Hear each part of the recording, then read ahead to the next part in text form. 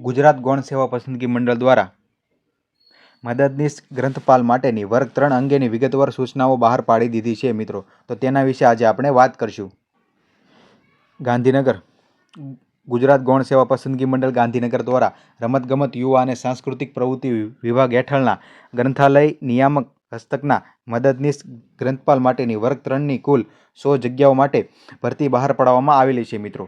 તો તમે ઓજસ વેબસાઇટ પર જઈને આનું ફોર્મ ભરી શકો છો મિત્રો. 16/12/2025થી અરજી શરૂ થઈ ગઈ છે અને અરજી કરવાની છેલ્લી તારીખ 30/12 અને 2025 છે. તે પહેલાં જે કંઈ લાયક ઉમેદવારો હોય તેણે અરજી કરી દેવાની રહેશે મિત્રો.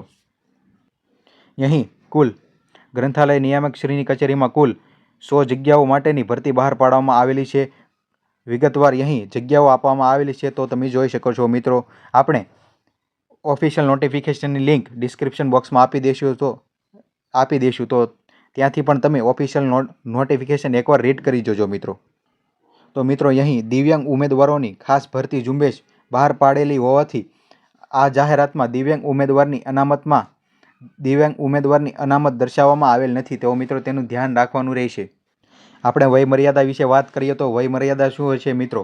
તો મિત્રો ઉમેદવારની વયમર્યાદા 30/12/2025ના રોજ એટલે કે 18 વર્ષથી ઓછી નહીં અને 35 એટલે કે 36 વર્ષથી વધુની હોવી જોઈએ નહીં મિત્રો. અને સરકારના નીતિ નિયમો મુજબ કેટેગરીમાં અમુક છૂટછાટ પણ આપવામાં આવેલી છે મિત્રો. તો તેના વિશે વાત કરીએ તો સામાન્ય કેટેગરીની મહિલા અને અનામત કેટેગરીના પુરુષોને 5 વર્ષની છૂટછાટ આપવામાં આવેલી છે. અનામત કેટેગરીની મહિલા ઉમેદવારને 10 વર્ષની, સામાન્ય કેટેગરીના દિવ્યાંગતા ધરાવતા પુરુષને પણ 10 વર્ષની છૂટછાટ આપવામાં આવેલી છે. સામાન્ય કેટેગરીના દિવ્યાંગતા ધરાવતા મહિલા ઉમેદવારને અને અનામત કેટેગરીના દિવ્યાંગતા ધરાવતા પુરુષ ઉમેદવારને બંનેને 15 વર્ષની છૂટછાટ આપવામાં આવેલી છે. અનામત કેટેગરીના દિવ્યાંગતા ધરાવતા મહિલા ઉમેદવારોને 20 વર્ષની અને માજી સૈનિક વિશે વાત કરીએ તો ઉપલી વયમર્યાદામાં તેઓએ બજાવેલી ફરજના સમયગાળા ઉપરાંત 3 વર્ષ સુધીની છૂટછાટ મળવાપાત્ર છે મિત્રો. પગાર ધોરણ વિશે વાત કરીએ તો પગાર ધોરણ શું હશે મિત્રો? પ્રથમ 5 વર્ષ માટે તમારો ફિક્સ પગાર હશે 26,000 તમારો ફિક્સ પગાર હશે 5 વર્ષ માટે મિત્રો. 5 વર્ષ પૂર્ણ થયા બાદ 7મું પગાર પંચ લાગુ પડશે એટલે કે તમારો પગાર 25,500 થી 81,100 સુધી રહી શકે છે મિત્રો. અને પગાર ધોરણના નિયમિત નિમણૂક મેળવવાને પાત્ર થશો મિત્રો. શૈક્ષણિક લાયકાતની વાત કરીએ તો શૈક્ષણિક લાયકાત શું હશે? કોણ કોણ આમાં અરજી કરી શકશે મિત્રો? શૈક્ષણિક લાયકાતની વાત કરીએ તો bachelor degree in the library and information science or library science obtain for any એટલે કે bachelor degree in library and information સાયન્સમાં તમારે ડિગ્રી કરેલી હોવી જોઈએ તો જ તમે આમાં અરજી ફોર્મ ભરી શકો છો. તમારી પાસે કોમ્પ્યુટર અંગેનું બેઝિક નોલેજ ધરાવતું પ્રમાણપત્ર હોવું જોઈએ જે ગુજરાત સરકારની માન્ય સંસ્થાઓમાંથી કરેલું હોવું જોઈએ. અને ઉમેદવારને ગુજરાતી અને હિન્દીનું જ્ઞાન હોવું જરૂરી છે મિત્રો. કોમ્પ્યુટર જાણકારી અંગે વાત કરીએ તો ઉમેદવારે રાજ્ય સરકારના સામાન્ય વહીવટી વિભાગ તેમજ ઠરાવ મુજબ નક્કી કરેલા અભ્યાસક્રમ મુજબ કોમ્પ્યુટર અંગેનું બેઝિક નોલેજ ધરાવતું હોવાનું કોઈપણ તાલીમ સંસ્થાનું પ્રમાણપત્ર માર્કશીટ ધરાવતા હોવો જોઈએ અથવા તો સરકાર માન્ય યુનિવર્સિટી સંસ્થામાં કોમ્પ્યુટર જ્ઞાન અંગેના કોઈપણ ડિપ્લોમા, ડિગ્રી કે સર્ટિફિકેટ કોર્સ કરેલા હોય તેવા પ્રમાણપત્ર રજૂ કરવાના રહેશે મિત્રો. અથવા તો ધોરણ 10 અને ધોરણ 12ની પરીક્ષા એટલે કે બોર્ડની પરીક્ષામાં તમારે કોમ્પ્યુટર વિષય સાથે તમે બોર્ડની પરીક્ષા પાસ કરેલું હોય તેવું પ્રમાણપત્ર ધરાવતા હોવા જોઈએ. અને આ તબક્કે આવું પ્રમાણપત્ર ન હોય તે ઉમેદવારો પણ આમાં અરજી કરી શકશે મિત્રો.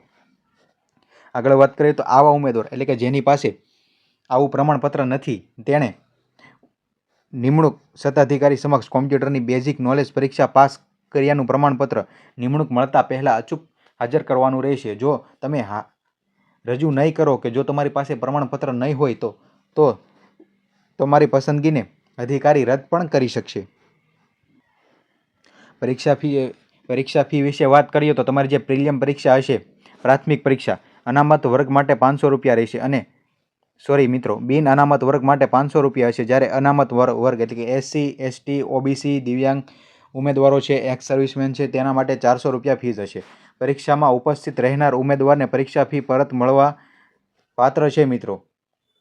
જો તમે પરીક્ષામાં ઉપસ્થિત હશો તો તમને પૂરેપૂરા પૈસા રિફંડ મળશે મિત્રો.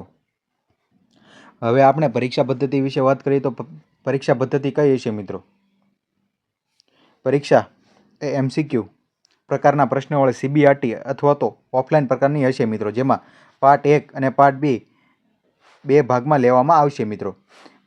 પ્રશ્નનું લેવલ શૈક્ષણિક લાયકાતને સમકક્ષ હશે મિત્રો. પાર્ટ એની વાત કરીએ તો પાર્ટ એમાં તાર્કિક કસોટી, ડેટા ઇન્ટરપ્રિટેશન અને ગાણિતિક કસોટી એટલે કે મેથ્સ અને રિઝનિંગ કુલ 60 માર્ક્સનું હશે. જ્યારે પાર્ટ બીની વાત કરીએ તો પાર્ટ બીમાં ભારતનું બંધારણ છે, વર્તમાન પ્રવાહ એટલે કે કરંટ અફેર છે, ગુજરાતી છે, અંગ્રેજી, કોમ્પ્રિહેન્શન છે મિત્રો. અહીં વ્યાકરણનો ઉલ્લેખ નથી મિત્રો. સંબંધિત વિષય અને તેની ઉપયોગિતાને લગતા પ્રશ્નો હશે. કુલ 210 એટલે કે તમારું કુલ 210 માર્ક્સનું પ્રશ્નપત્ર રહેશે. એટલે કુલ 210 માર્ક્સની પરીક્ષા રહેશે મિત્રો, અને તેના આધારે મેરિટ બનશે. તો અહીં પાર્ટ એ અને પાર્ટ બીમાં કુલ 150 પ્રશ્ન એમ કુલ 210 પ્રશ્ન પૂછવામાં આવશે મિત્રો. પાર્ટ એ અને પાર્ટ બીની સંયુક્ત રીતે કુલ તમને 3 કલાક એટલે કે 180 મિનિટનો સમય આપવામાં આવશે. અહીં નેગેટિવ માર્કિંગ પણ છે મિત્રો. અહીં ખોટા જવાબ આપવા સંજોગોમાં પ્રશ્નને ફાળવેલ માર્ક્સના 1/4 માર્ક્સ એટલે કે 0.25 માર્ક્સ મેળવેલ ગુણમાંથી ઓછા કરવામાં આવશે. એટલે કે 0.25 તમારું નેગેટિવ માર્કિંગ રહેશે મિત્રો. તો મિત્રો અહીં નોટિફિકેશનમાં ડિટેલ સિલેબસ આપવામાં આવેલ છે. રિઝનિંગના ટોપિક, મેથ્સના ટોપિક, તેવા બધા ટોપિક આપી દીધા છે. આગળ વાત કરીએ તો બીજું શું શું છે મિત્રો. અહીં પાર્ટ બીનું એટલે કે પાર્ટ જે તમારો 150 માર્ક્સનો રહેશે તેનું પણ માળખું આપી દીધું છે, અને શું શું પૂછશે તે પણ આપી દીધેલું છે મિત્રો. કરંટ અફેર છે, કોમ્પ્રિહેન્શન છે, તે બધું છે મિત્રો. હવે જે 120 માર્ક્સમાં લાઇબ્રેરી એટલે કે 5 લો ઓફ લાઇબ્રેરી ને બધું લગતું હશે મિત્રો, તો તે તમે અહીં જોઈ શકો છો. જે કોઈ પણ ઉમેદવારને આ વિડીયો ઉપયોગી થયો હોય અથવા તો જે આમાં અરજી કરવા માંગે છે તે આમાં અરજી કરી શકે છે મિત્રો. અને આવા જ ભરતીની અપડેટો મેળવવા માટે અમારી આ ચેનલને સબસ્ક્રાઈબ કરજો. અને મિત્રો અમારી આ ચેનલ નવી હોવાથી અમારી આ ચેનલને જરૂર સપોર્ટ કરજો મિત્રો. ફરી મળીશું એક નવા વિડીયો સાથે.